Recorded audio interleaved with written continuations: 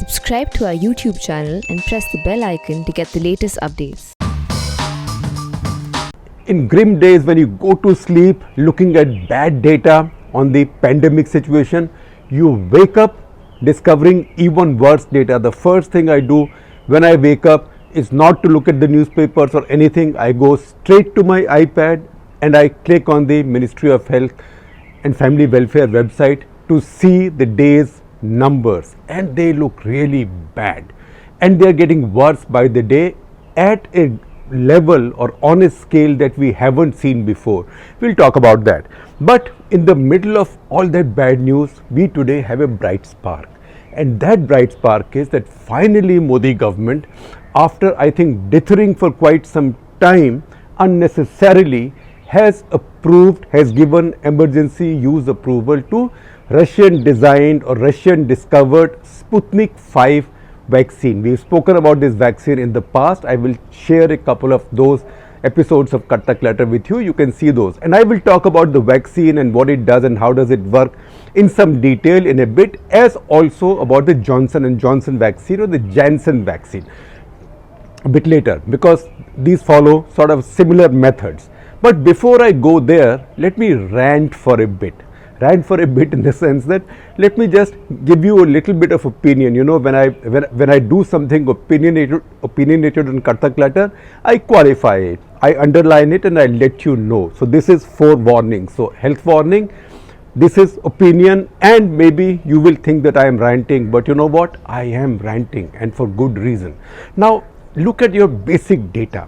If you look at your basic data, the peak that reached in the past, in the first wave as it's called, was mid-September, when we reached about 1 lakh of cases, just a little over 1 lakh of cases a day. And then we began to bend the curve from then, and the curve then bent. When it came to almost nothing, it looked like the pandemic wasn't there. Now this was the virus setting up an ambush for us, as it had done with every country in the world. Now look at the data today. If you see the data today we are already close to 2 lakh cases a day, and it is not relenting. In fact, if you see this graphic that Shamika Ravi at Brookings used, please look at this graphic. This graphic tells you that your rate of recovery, number of people recovering today, is much smaller than the number of people, new cases that are going up or active cases. So in the past, when you had reached about 1 lakh, 5,000, 10,000, a little over 1 lakh, the maximum difference in the ratio between new cases and recovered cases was 5:4 or 4:5. 4 were recovered, 5 were new cases. So you knew that the gap was little. At some point you could turn that. If you look at it today, you have to stop calculating, because one is going like this. I mean, recoveries are going up, recoveries are going like this, but new cases are going up like this, what is described as a hockey stick graph.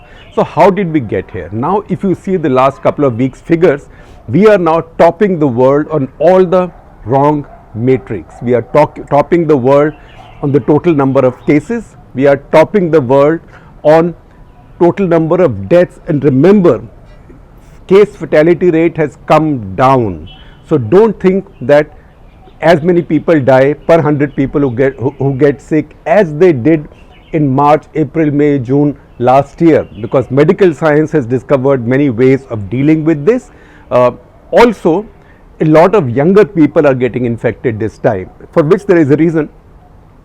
But even if 1% people die, when we began it was 3.5%, 4%, then it settled down somewhere near 1.5%, 1.6, 1.5%. Today it's about 1.26%, because currently the fatality rates are lower, and as we are going ahead, this percentage will come down. But even if 1% die, 2 lakh cases today will translate into about 2,000 dead, see 2 to 3 weeks from now. And if it goes up, cases go up, then even if your fatality is 0.75, you will still have 2,000, 3,000 dying a day. Okay, if it is something you couldn't have helped, then you live with it, stoically bear with it and deal with it. But the ranting is about the fact that this is something that we have invited upon ourselves. We did not have to. And why did that happen? I will very briefly give you some reasons before I go on to Sputnik, and then very briefly to Johnson & Johnson also. So the first thing I would say is the old Indian habit. We declared victory too soon. So I can do no better than take you back to Adelaide in the recent series against Australia. India did very well in the first innings. We took a healthy first innings lead. Something was happening on that pitch, so we knew that a lead of that much, okay, not in 3 figures but in high 2 figures, 80 odd, was a very healthy lead, and you were now set to score. Even if you scored a modest second innings total, you were likely to win that match. And what happened? Suddenly you were shot out for less than 40. 1 hour of madness, as somebody described it. Similarly, our performance with COVID has been similar. After the first wave, we declared victory. We thought we had got this great first innings lead, and now we were unassailable. And then we had the equivalent of our 1 hour of madness in Adelaide, when one after the other people kept on getting out. Remember Hazelwood and Pat Cummins? That's why I took special delight in watching this new guy, Abdul Samad, hitting past Pat Cummins for sixes in IPL. But they just wiped out India because you were shell shocked. Similarly, the equivalent of that 1 hour of madness is our 3 months of madness, because October, November, December, we were congratulating ourselves. We thought, fantastic, we've done the best, the world should give us prizes and awards. India has beaten the pandemic.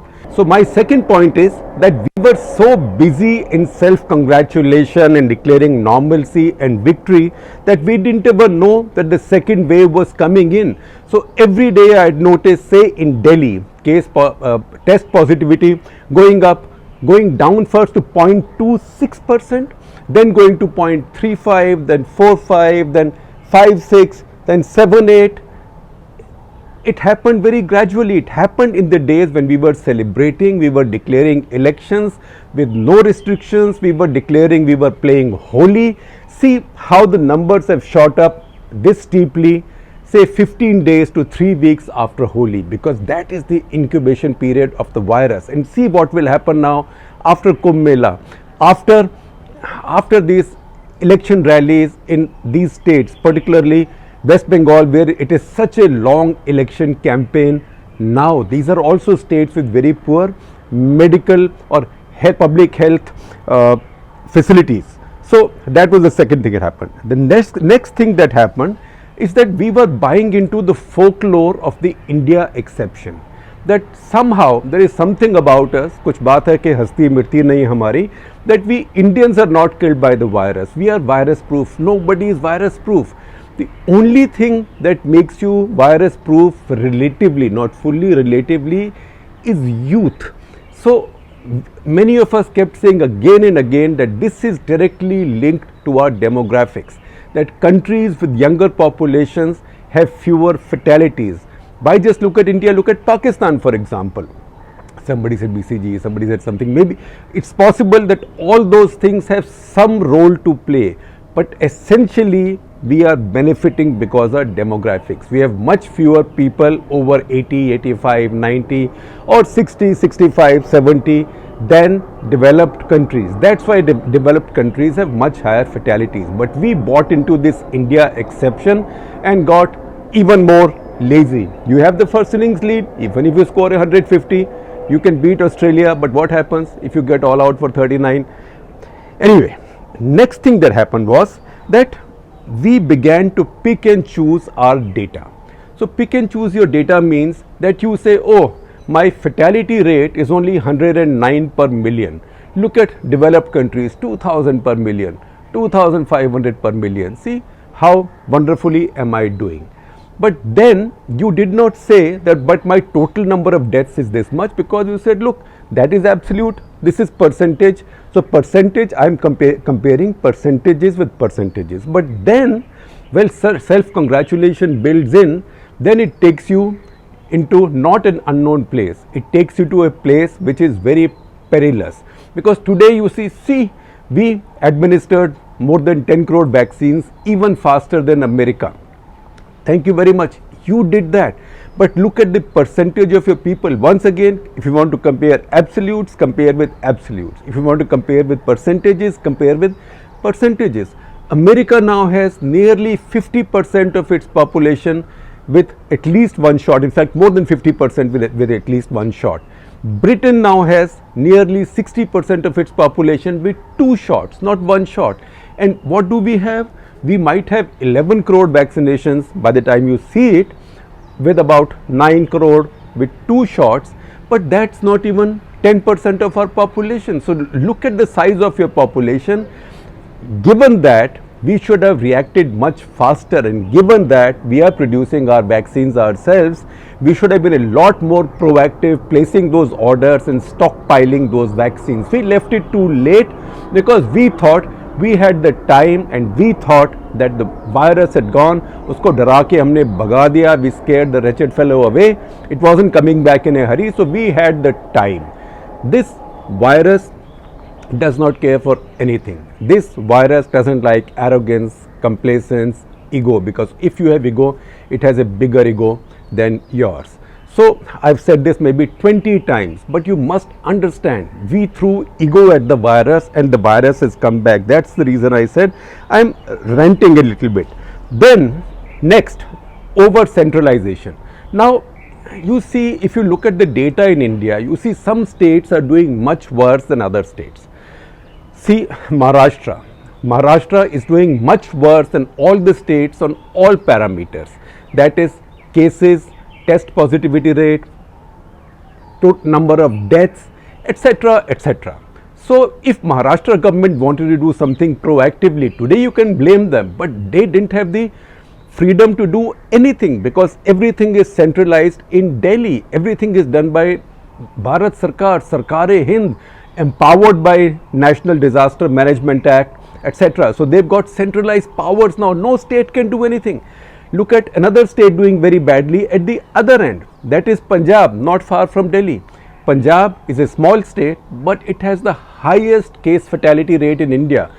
If 100 Malayalis in Kerala fall sick, one dies. If 100 people fall sick in Punjab, 3 die.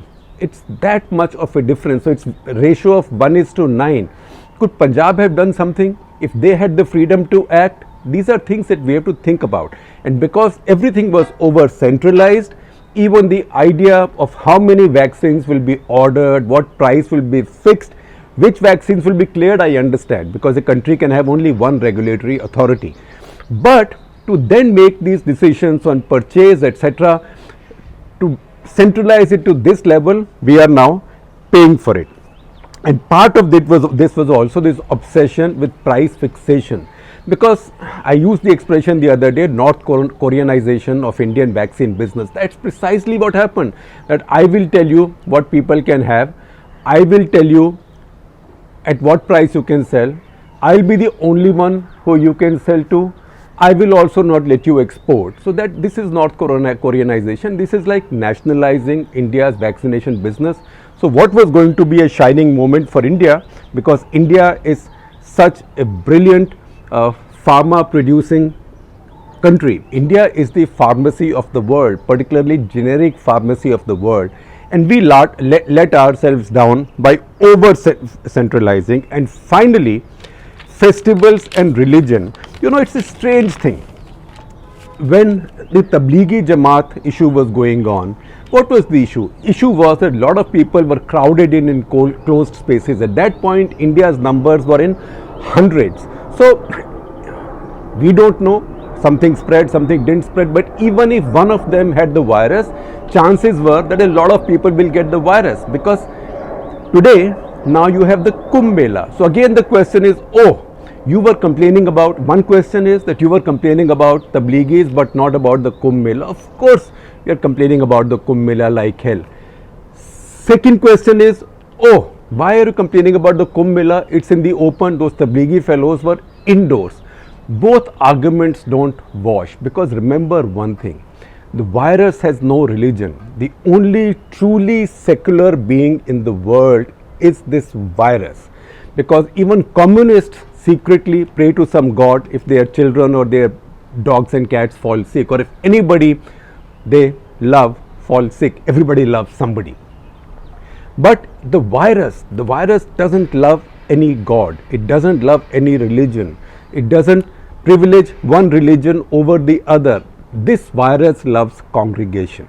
This virus loves people getting close together, particularly without precautions. You see that right now that happening in Kumbh. To say that these cameras are stopping everything is nonsense. These cameras will keep an eye on those who are without masks. It's nonsense, because people are also going into that water, and I don't think whatever miracles Ganga Jal can do, I do not believe that they can destroy coronavirus at sight, because this coronavirus will then flow in close quarters. And the second thing is the political meetings. Once again, it's proximity. So again, this virus will make no distinction between a BJP crowd or a Mamata crowd or a Congress crowd or a left crowd. This virus loves crowds, and we will pay for it going ahead. So that was the opinion part. Let me now come to this Sputnik vaccine. Now, we don't have to explain too much science of the Sputnik vaccine, because we have done so a couple of times before, but let me give you a summary. Also tell you how the 3 vaccines currently in the reckoning in India. One is being used, that is the AstraZeneca, Serum Institute of India, Oxford University vaccine. Second has now been cleared, that is the Sputnik 5 vaccine, which has come out of Russia.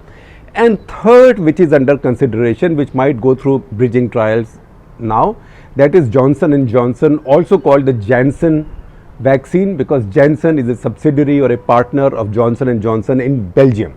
All 3 follow a similar route. This route is called the adenovirus route. So what they do is they take another virus. So what the Johnson & Johnson and Sputnik do, they take the human common cold virus. What Oxford University, Serum Institute, AstraZeneca does, they take an adenovirus from a chimpanzee. These adenoviruses cause common cold. That one in chimpanzees, and the other 2, as I said, that is Sputnik and Johnson & Johnson among human beings. Now, what do they do? If you read up on this, you will find that Sputnik is a combination of RAD26 and RADA5. Now, I will tell you why these are 2 different ones. Johnson & Johnson, on the other hand, is RAD26.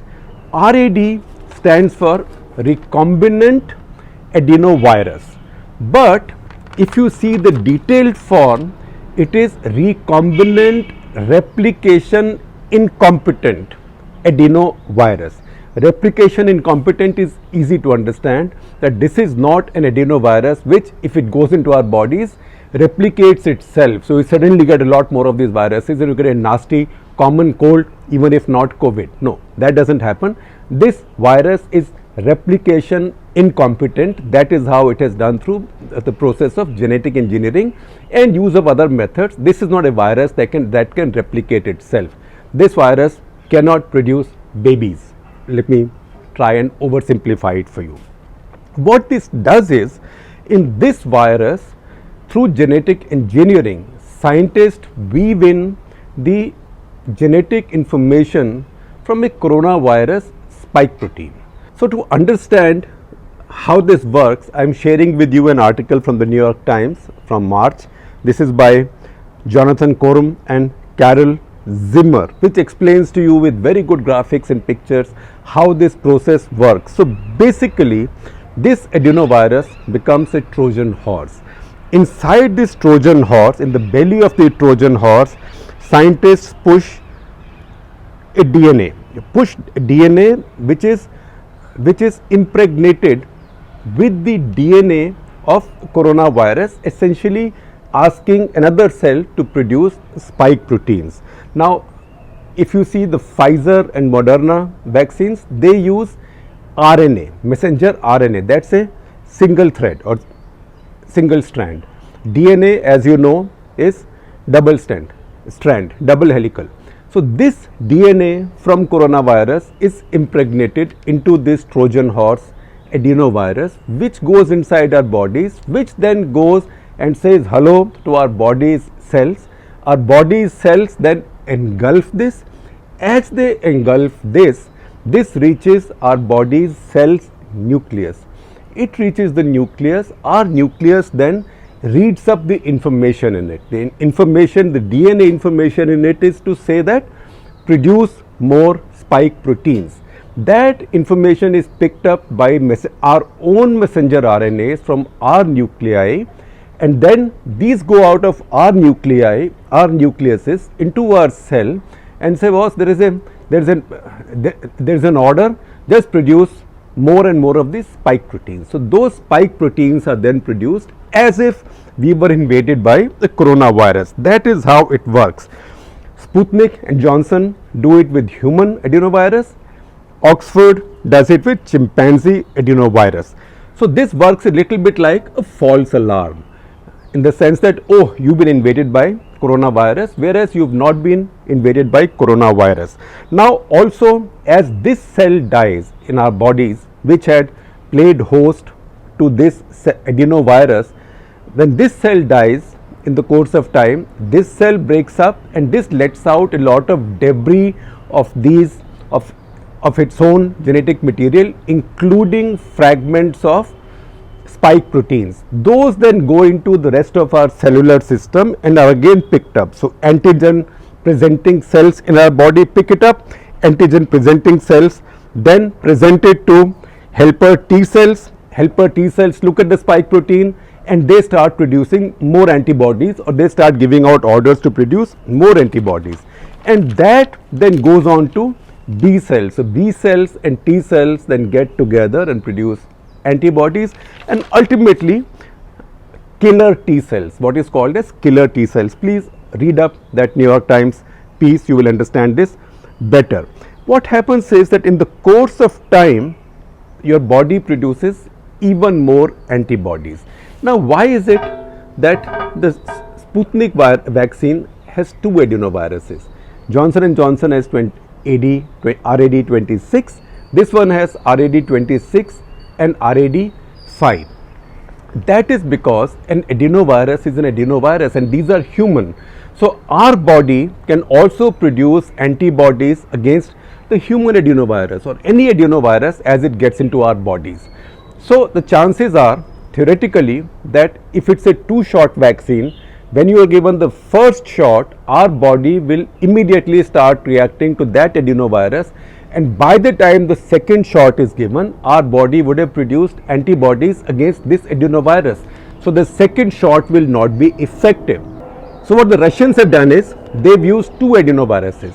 The first dose is RAD26, it's the same as Johnson & Johnson, but the second dose is using another adenovirus, that is RAD5, which means even if your body is immune to one, it is now being hit by the other adenovirus, which your body doesn't know. It's a bit like, for extreme simplicity, I'm sorry if I'm being too simplistic, I presume everybody has seen the film Sholay. It's like Sholay. Think of the bad guy Gabbar Singh, think of the virus as the bad guy Gabbar Singh, and think of RAD26 and RAD5 as Jay and Viru.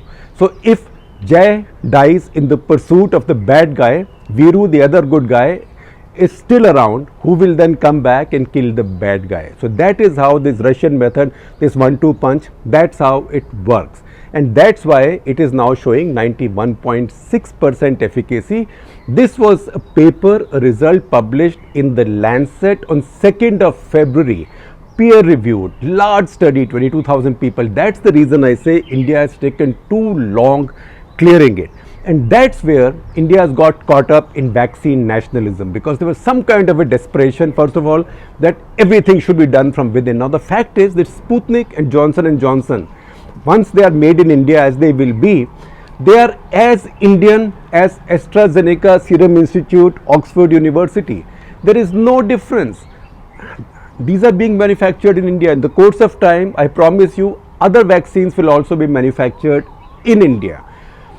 So We have lost time, but hopefully now the Indian pharma companies, Dr. Reddy's Labs is already contracted to produce 200 million, that is 20 crores of these in a year. Similarly, two other companies, that is Panacea Biotech and Stelis, they are also contracted to produce a total of about 50 crore doses in a year, which will be good for India because India needs more and more and more and more vaccines. Now, some of you will ask me, I know that you explained to us what is replication incompetent, but what is recombinant? Now, recombinant is something that you will also hear often when you look at the new kinds of insulin. Recombinant insulin. This is genetic engineering of a kind. It's a lab method of a genetic recombination of molecular material. It brings together genetic material from multiple resources in such a way that it cannot replicate inside us, but it creates a sequence that is not found in nature and achieves a certain purpose. So it is used to produce insulin. It's also used to produce these harmless adenoviruses for us. Just to be sure, this Sputnik vaccine has been approved by 29 countries already. India is the 30th today. So it's not as if something has just dropped from somewhere on top of India. In fact, even in Pakistan, they've been buying this vaccine and administering it. In Pakistan, it is supposed to be the premium, the more expensive vaccine. People who pay can pay for this vaccine Sputnik, and there they pay about 13,000 Pakistani rupees, which is about, or I'd say about 7,000 Indian rupees for 2 doses of the vaccine.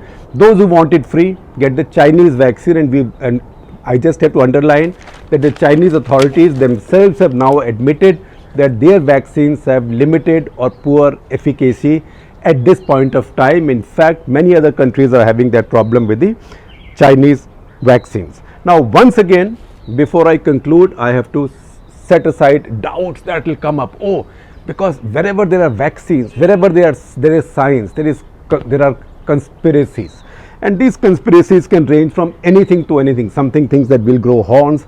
Something says, particularly in Punjab and places, that we'll go sterile. Stuff like that goes on. So I will tell you some facts on these viral vector vaccines that I picked up from the Center of Disease Control in the US. Number one, viral vectors cannot cause infection either way. They cannot cause infection to us.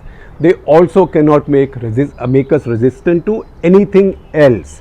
They are specific. Number two, they do not affect or interact with our DNA. So they don't change our DNA in any way. Third, genetic material delivered does not integrate from anything in our bodies. It only misleads our body's nuclei into sending these messenger RNAs to produce those lifeless spike proteins, under which then we prepare, our bodies prepare. So please remember this, and when this vaccine comes in the market, don't be afraid of it, as you should not be afraid of any vaccine. All vaccines will save our lives. In fact, all vaccines will almost always protect us from having to go to hospital with serious sickness.